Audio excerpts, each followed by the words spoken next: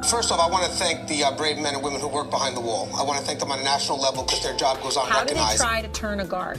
Well, correctional officer. Sorry, I apologize. But correctional officer. How you guys doing today? It's Anthony Gangi, host of Tier Talk. Read an email today from a gentleman who is tired of being micromanaged. Now, as you read this email, you'll see that this gentleman seems to be a great officer, is willing to take responsibility and or accountability for their actions, which as you move up as a leader, you definitely need both of those. You need to take that responsibility for that team, and if something goes wrong, that accountability. So those are two great qualities to have as a leader. But micromanaging can destroy that. And we're going to talk about that when we come back from our sponsors.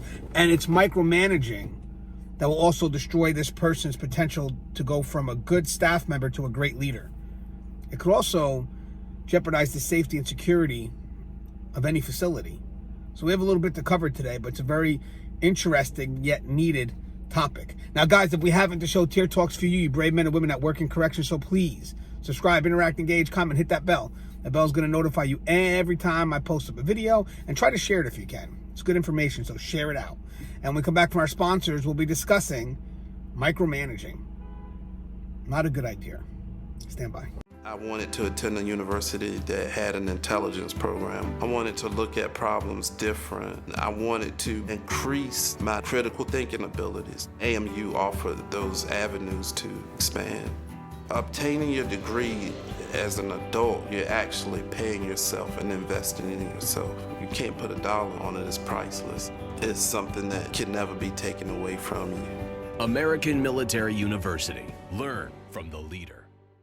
Thank you guys for listening to our sponsor. You know, we've touched on micromanaging before, so it's always good to revisit a topic, especially now. We got an email.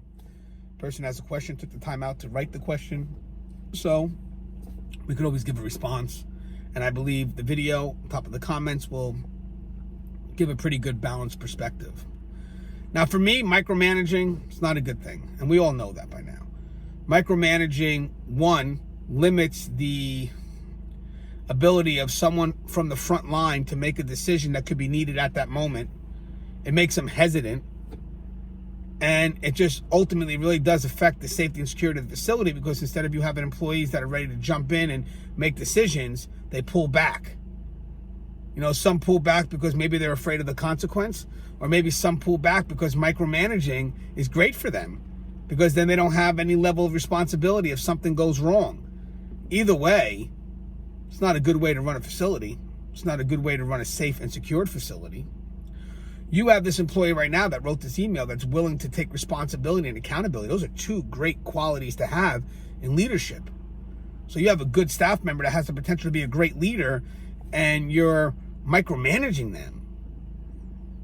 I don't see the benefit in that.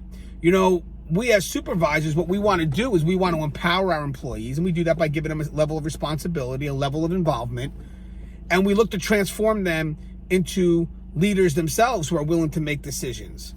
Because that's the key you definitely need to have as a supervisor. You have to have the willingness to make a decision, and that really does start from the front line.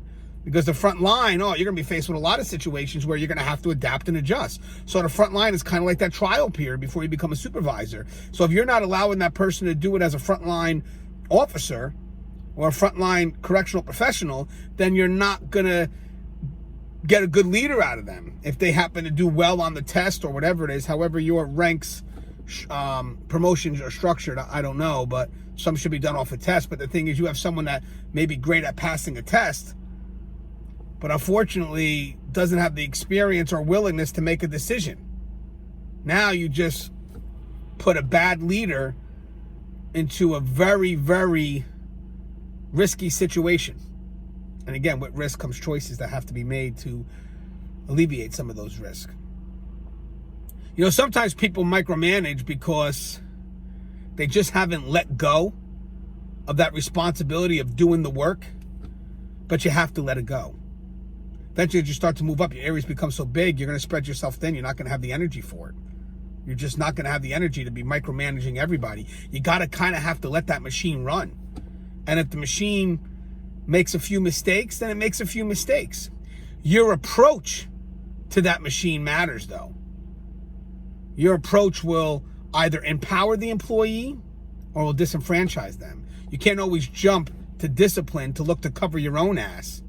You can't do that. As a supervisor, as a leader, you take responsibility of your team's actions, which means that some people will go, well, I'm going to write the discipline. Well, the discipline only clears you. That's why you're probably writing the discipline, but that's not good leadership. Good leadership is going to that employee, understanding their perspective, being constructive with them, and then defending their perspective, if it's a valid perspective, to your supervisors. Because trust and believe, being disciplined is just a CYA move, especially if it's not needed. Being disciplined separates the supervisor from that front line. But I would love to see supervisors that go to that front line and say, why'd you do that? Oh, you know what? That makes sense. It's not the right thing, but that makes sense. Let me go ahead and bring that up. I'll tell the higher ups why you made that choice, because that brings that connection to that team. And what you did here, hopefully, is in a manner of being constructive, is if that person has to make a decision again, a decision with very limited information, but you want that person to make a decision, it doesn't stop them. Because again, you don't want people to freeze when a decision's needed. And sometimes bad leadership does that. They make their employees freeze because they're quickly to jump on them in discipline in an effort to cover their own ass. But in the end, you're going to have a force that's going to just not want to act. And you're also teaching them not to take responsibility because they're going to just constantly defer to you. You know, that micromanaging, I'm just going to defer to you, defer to you, defer to you. You know, I'm going to end on this. You know, when you become management and you start moving up, you do get further and further away from that front line. And it's going to be very hard for you to micromanage the specifics of anything because you're not really involved in the specifics. You're more of involved in the general approach, if that makes any sense, right? Front line's immediate. You know, that's their area. That's their specific expertise. They're golden. That's where they're at. And then you supervise everything. So you kind of have a general approach. They have the specific approach. And the reason why micromanaging kills an agency outside of what I just said was also that sometimes the people with all the information are not given the authority to do what needs to be done. And sometimes the people with authority are not given all the information in order to be effective in a decision that they have to make. So that's why we as leaders sometimes have to push that authority down. Push it down to that person on that front line so they can be effective. Because they have the information. And you have to trust in their decisions. And if the decision goes bad, be constructive with it. But you don't want people that have all the information to act to freeze. That's the key. That's where safety and security will be jeopardized. As always, guys, the show is Tier Talk. If you haven't, please subscribe, interact, engage, comment, hit that bell. The bell's going to notify you every time I post a video. Stay safe.